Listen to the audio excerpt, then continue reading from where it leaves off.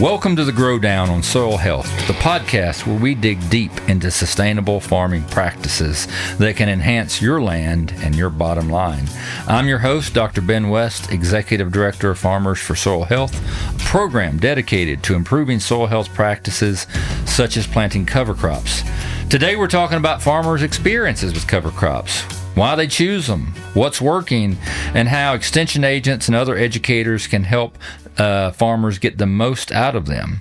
We'll cover the return on investment, ways that technical service providers can offer guidance and support, and why more and more farmers are turning to cover crop grazing. Today, we're joined with a really good friend of mine, someone I've gotten to know the last three years or so. Just have a tremendous amount of respect for you, Dr. Rob Myers, Director of the University of Missouri Center for Regenerative Agriculture. Rob, I really appreciate you joining the podcast today. Ben, great to be with you. You know, Rob, you are like I'm not, my background, my technical background is not agronomy. So I understand cover crops, but not from the level of detail that you do. Anytime someone calls me or reaches out with a question about cover crops and asks a technical question I don't know, I say, I don't know, but I know the number one expert in the field, and his name is Dr. Rob Myers, and I'll reach out to him or put you in touch. You really are, Rob. You have been a leader in the cover crop arena for a long time, including a recent book that you wrote about cover crops. As a former faculty member, someone who was involved in a couple of big writing projects, I always admire anybody that's been able to pull off a successful book project. So tell us a little bit about the book, what inspired you to write it, what it is, and how people can get it. Well, I think I was inspired to write it by, first of all, my dad, who used cover crops on our farm when I was young. And it was kind of an interesting journey with him because although he did use cover crops in the 1960s, we kind of went away from cover cropping, specifically because in our farm, cover crops were planted with wheat as part of the system. As the economics changed on farms in the Midwest in the 1970s, he stopped growing wheat. And I noticed as a kid that difference in what it meant for our landscape. Ben, you have a background in wildlife. As a boy, like so many young people, I enjoyed being outside, and I noticed the hawks and the foxes and the rabbits and the quail and the pheasants, they were all where those cover crops were. And once we took the cover crops away from the farm, we had very little of that wildlife. But my dad always talked about what it meant for the cash crop, the corn, that you could see the corn was better where we had grown that clover. So he was the start of it. But I would say beyond that, many, many other farmers that I've talked to, and I've really learned so much from talking to farmers about their experiences with cover crops. So I was inspired by all these great farmers that are doing wonderful things with cover crops. Well, I've got it on my shelf, and I'm really lucky to have a copy on my shelf that you signed for me. And like most of what I know about cover crops, I got from reading the book. It really is an outstanding resource. So what's it called, and where can people get it? Yeah, it's called Cover Crops Improving Life on the Land, and that has a double meaning. So it's all about improving the life of the soil, but it's also about improving the life for farmers. I've had so many farmers tell me that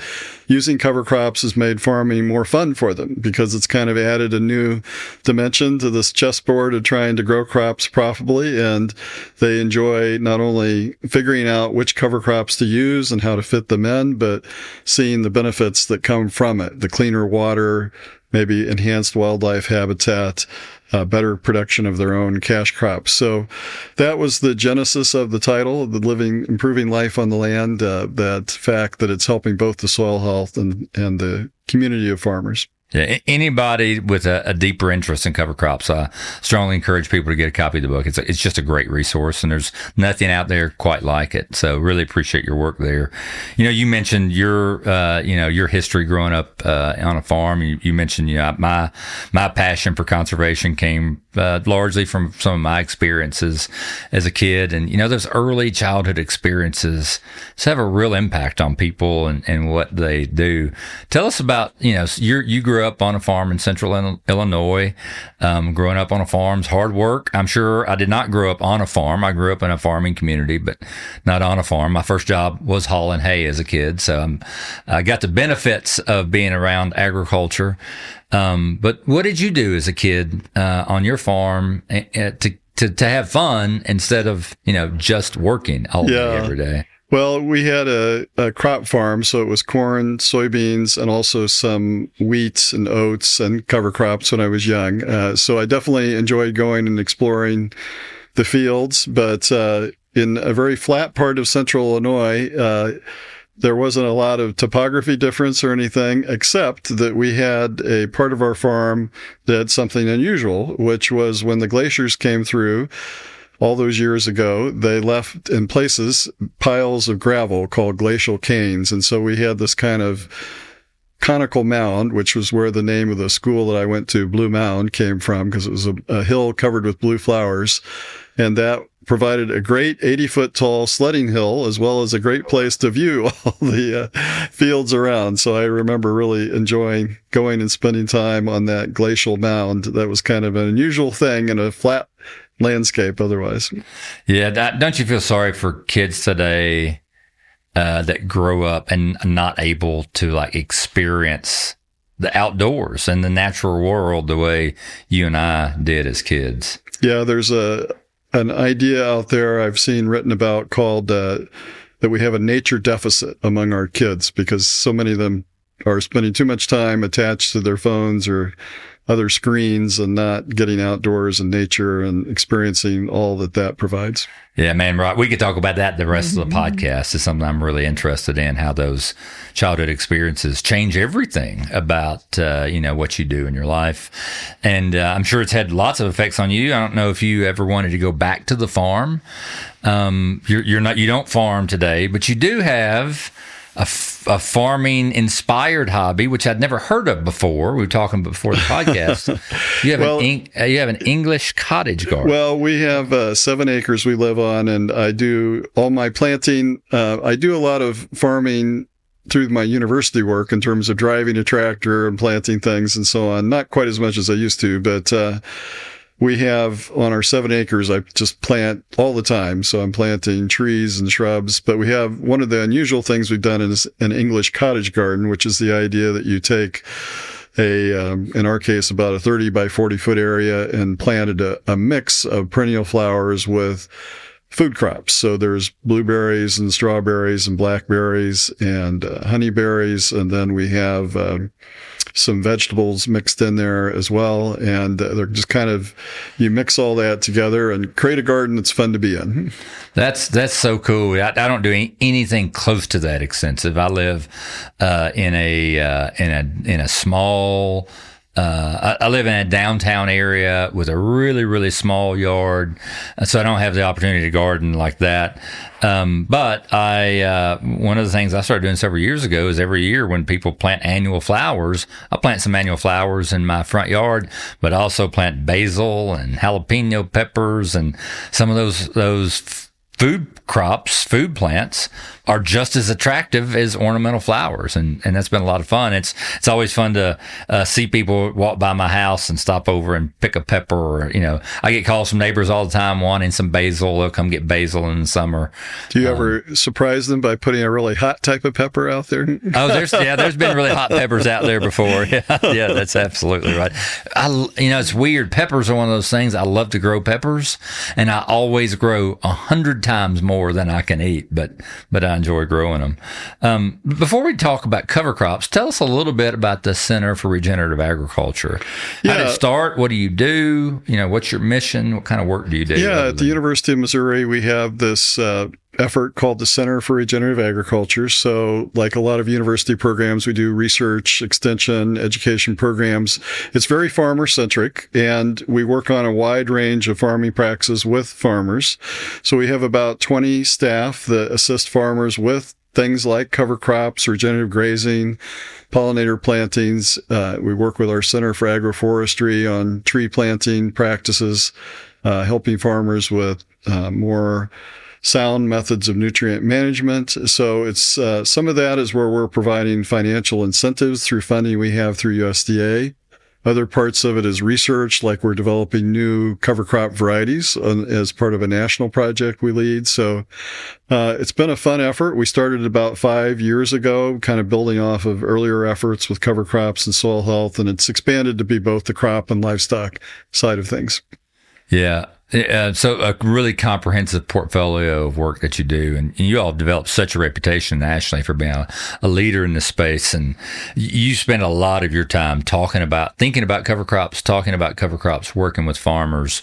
As I've gotten involved in Farmers for Soil Health the past few years, cover crops we talking about this before the show, they're growing in popularity. More and more farmers are adopting them.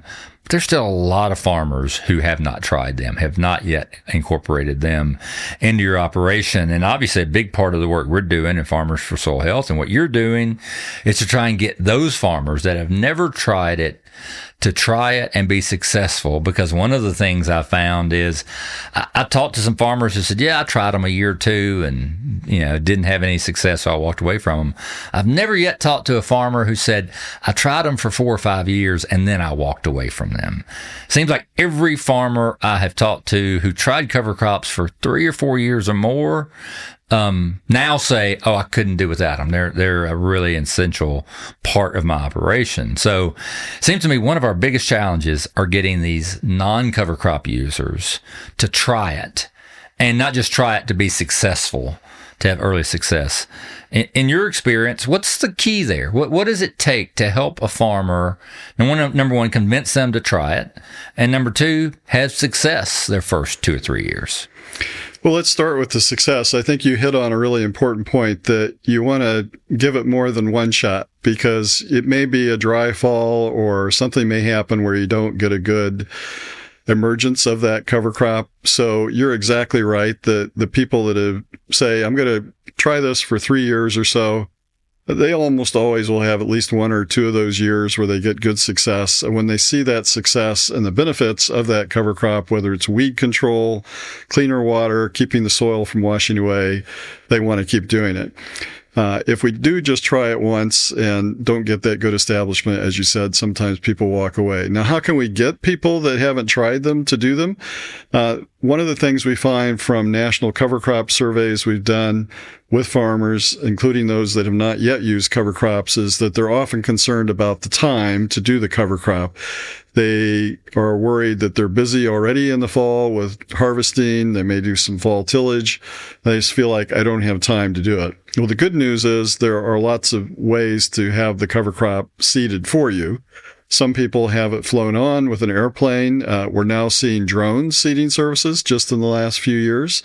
We see ag retailers in some cases use high clearance or fertilizer spreaders to broadcast that cover crop seed. And we're seeing more farmers offering a seeding service to their neighbors, especially young farmers that are looking for some ways of making money. So don't let that idea that I don't have time to do it be a barrier. Now, the economics is another big question mark. Farmers are like, well, crop prices aren't that great. My margins of profitability are very tight right now. Input costs are high. I just don't want to spend another $30 an acre on cover crop seed and seeding. The good news is there are incentive programs available like Farmers for Soil Health to help provide a cushion against those costs of getting started. And indeed, that's what Farmers for Soil Health is intended to do, to help farmers have a cushion for 3 years so that it removes the financial risk of trying the cover crop, and they can get some experience with it on a field or 2 or 3, depending on their situation, and see how it goes for them. So the current economics, as you say, can make it tough. But I've also heard some farmers say,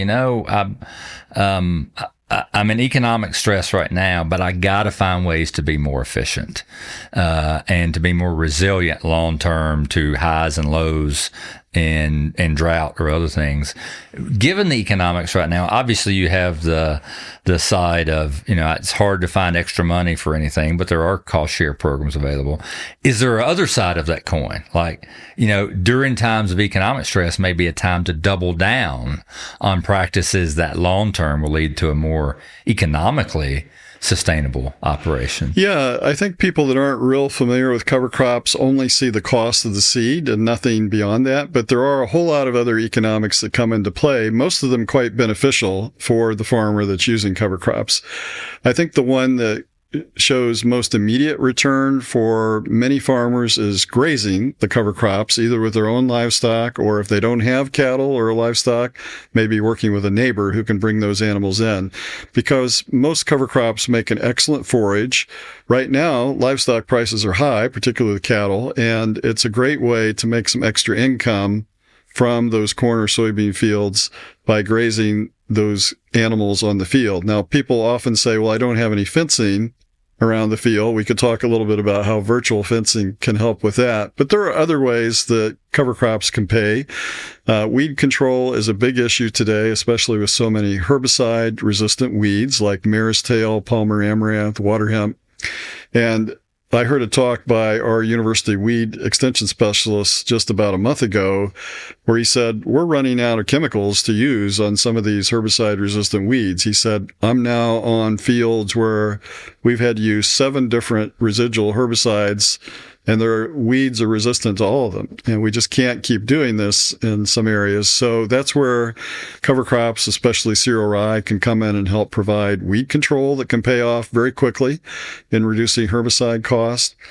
In some cases, we have people that benefit from growing a legume that can fix nitrogen and either cut down on the amount of nitrogen we need to apply, or if it's an organic farmer, meet that need. And then there can be other benefits like dealing with soil compaction, helping, again, prevent erosion issues that can be a challenge. And in the long run, what we see economically is those soil health improvements. That's why we talk about farmers for soil health. Those soil health improvements really help with resiliency. And I see cover crops as a form of crop insurance, so that when we have an especially rainy year or especially dry year, we see from the data on lots and lots of farms, hundreds of farms, that those cover crops really pay off in those tough weather years. Yeah, and obviously there's so many potential benefits of cover crops, and so many things we can guess about, may not have good data about, but it seems to me things like water infiltration on fields that are irrigated, like to be able to make greater, enhance the water utilization efficiency on those fields through cover crops long term. Yeah, there's just a lot of economic incentives. Sometimes may be hard to see, but it seems like they're there in lots of ways. Yeah, farmers that are irrigating, there have been some good research studies, some of them on farm, showing that you can cut down on the amount of irrigation water that needs to be applied when you've got a good cover cropping system in place. So that's a savings in irrigation water, energy cost of running that irrigation system if it's a pivot or lateral move system. So you're exactly right. That's yet another way that the cover crops can pay. A lot of these farmers who have not tried them yet, I've talked to many farmers, they see the benefits. There's just a couple of things they're having a hard time getting their mind wrapped around. And sometimes it's timing of planting. Sometimes it's termination. Sometimes maybe it's livestock grazing. You talked about virtual fencing. We'll have a guest on the show to talk about that. And we've had guests talk about drones.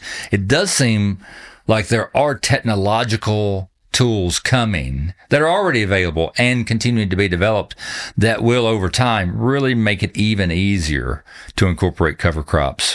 What do you see in terms of the work that you do? What pieces of technology do you see that's coming that could be a real disruptor and help farmers get over that adoption hump?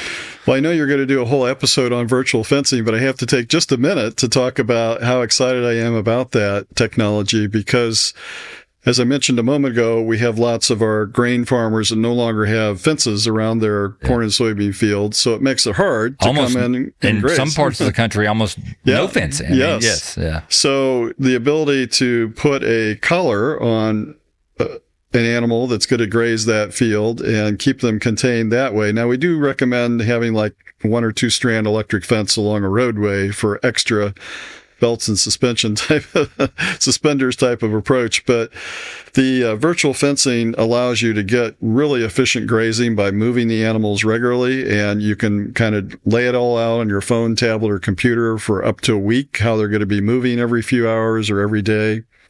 And it looks like a very profitable way to use cover crop grazing. The virtual fence does have some cost. It's typically, if you amortize it over 5 years, roughly $100 per cow.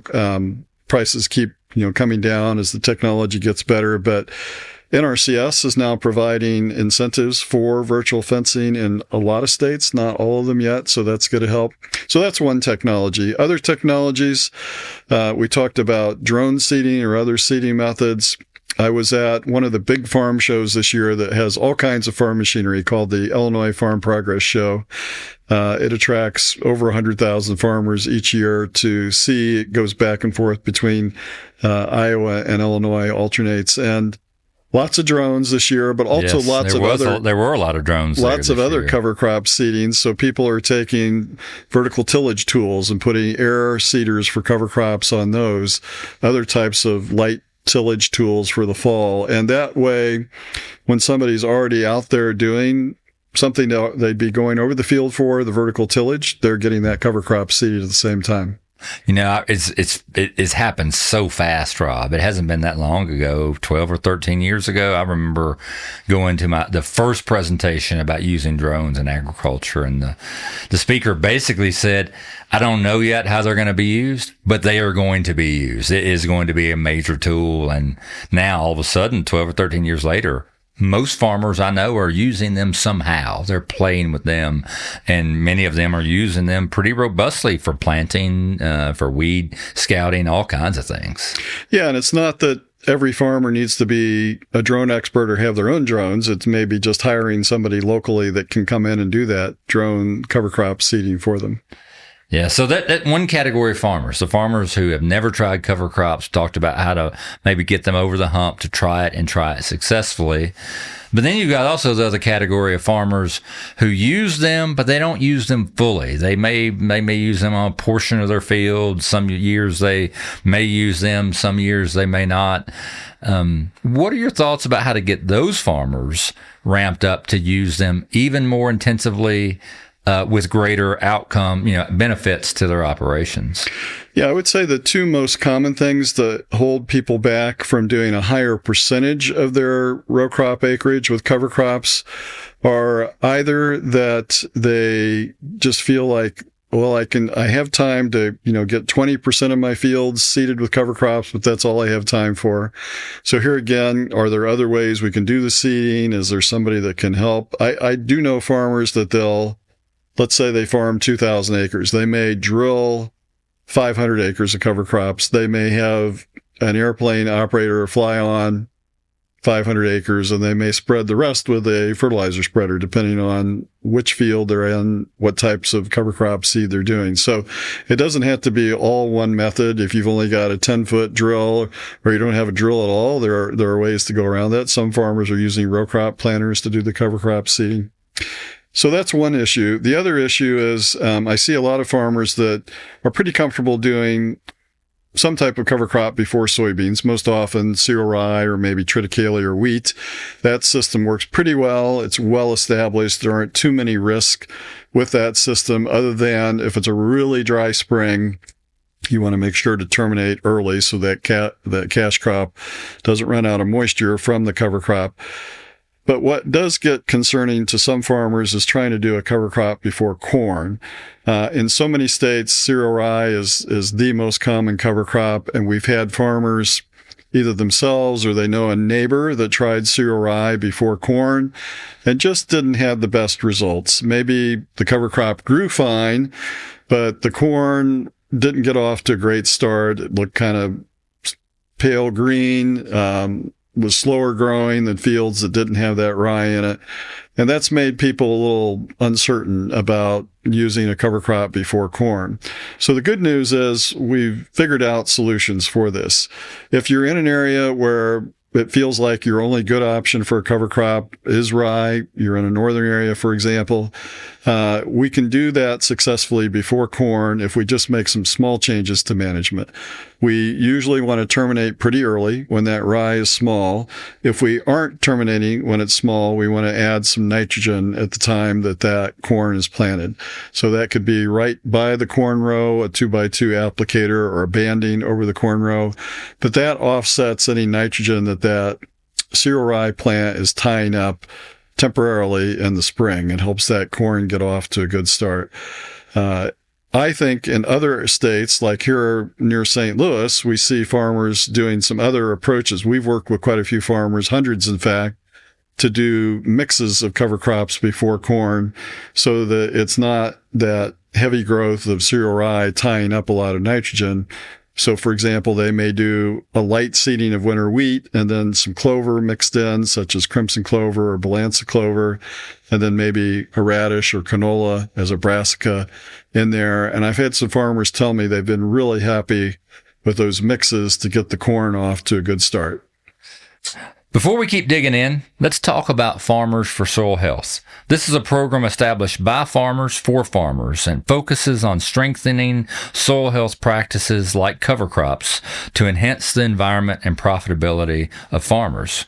Through this podcast, which is in partnership with the Soy Checkoff, the Pork Checkoff, and the National Corn Growers Association, we dig deep into sustainable farming practices. We're bringing you tangible, experience-based, and research-backed information that can help you enhance your land and your bottom line. If you're enjoying this episode so far, check out our others, the ones that are already posted and the ones that are coming. So, Rob, we've talked about two kinds of farmers. Farmer that's never tried cover crops, doesn't use them, may be very skeptical about them. The farmer who uses them sometimes on some fields in some years, specific situations. But then there are farmers, and I've met many, I'm sure you know many farmers who try to use cover crop on every field every year as much as they can. Are those farmers done in their cover crop journey, or do some of them still have opportunities to maximize cover crops to give them even more benefits to their operation? Depending on how long they've been doing it and how much they've been experimenting, definitely a lot of them have opportunity to continue optimizing. And I think you'd find even farmers that have been doing cover crops 15 to 20 years say, I'm still experimenting, I'm still tweaking what I'm doing, finding better ways to do things. So common trends that we see from experienced cover crop users is moving from single species to mixes. That's pretty common. They like the benefits they get there. It takes slightly more management in terms of seeding or seeding timing or termination, but they like the benefits they get from that extra biological diversity. They think it's helping their soil health more. Another change I see among those more experienced farmers is they find ways of growing that cover crop for longer. Can I get it established earlier by flying it into corn before it's harvested? Or some have even experimented with seeding that cover crop when the corn is knee high. That's less common, but we've seen people do things like that. And then on the flip side, they're growing it longer in the spring, what we call planting green. I don't recommend planting green for the first time cover crop grower, but the idea is that you leave that cover crop alive and still growing until you plant the cash crop, and then you either terminate that same day with spraying or roller crimper, or maybe soon after planting. Yeah, so maybe the journey never ends, because about the time you get things figured out, things change. Maybe, climate's obviously continuing to change. New weed species come in and pest species. So it seems like even when you get things figured out perfectly, next year something new could come along. I think that's right. And of course, the technology keeps changing, as we talked about. I have seen quite a few row crop producers that did not have cattle decided, hey, I like what I'm hearing about the soil health benefits of cover crop grazing. I'm going to try that.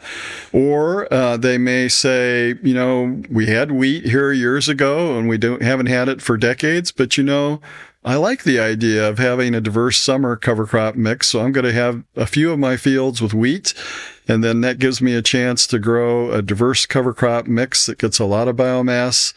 And either graze that, or if not grazing it, at least use that to improve the soil health, maybe more than just a winter cover crop would. So you see farmers kind of pushing the envelope, trying to maximize that biodiversity and maximize that cover crop growth.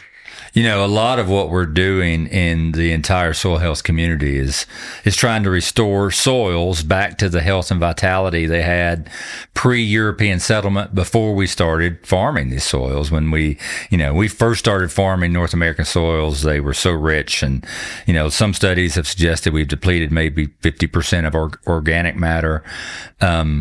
And interestingly, as I think about as an ecologist, I think back to what were the natural processes that developed these soils. And, a couple things. First of all, a great diversity of plant species on the landscape, which we're replicating in multi-species mixes and cover crops.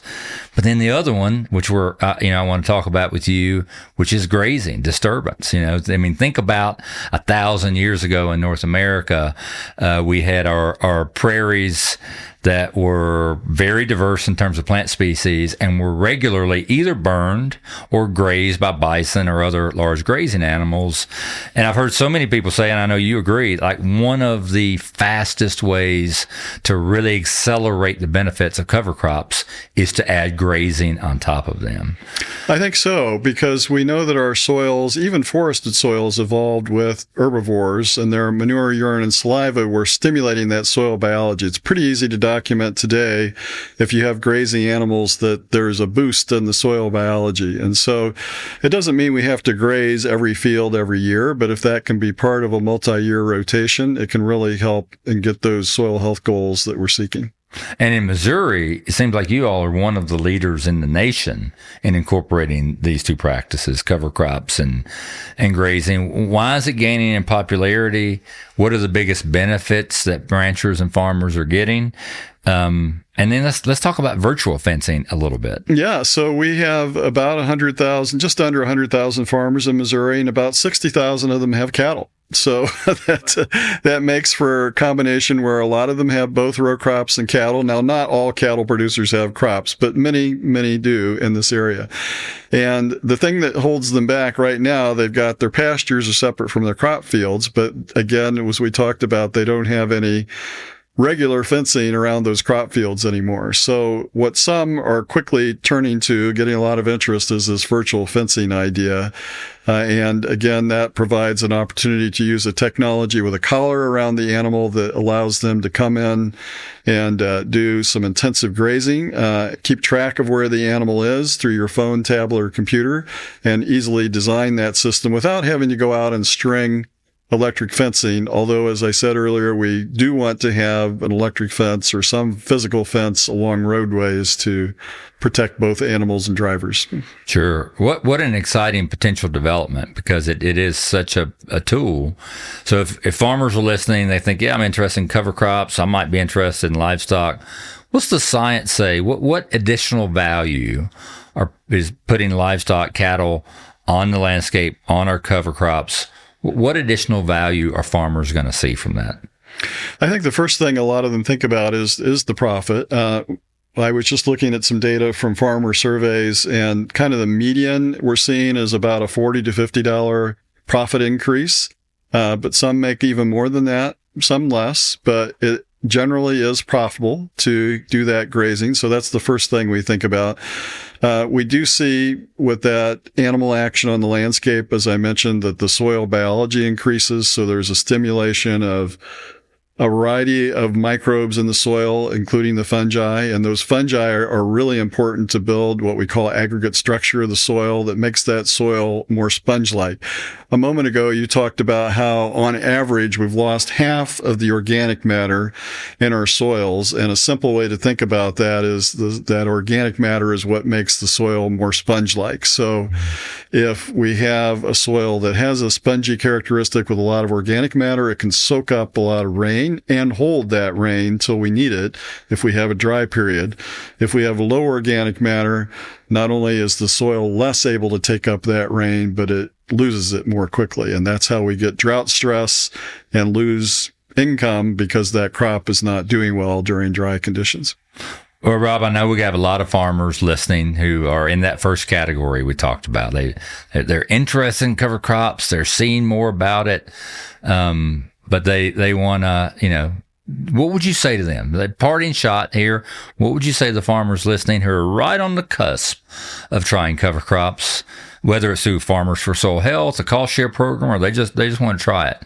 What advice would you give them? Start with a single field. Start with something easy, like either a cover crop that terminates in the winter, like oats or radishes or cereal rye before soybeans, is a really simple, proven system that you'll see some benefits from right away, including with weed control.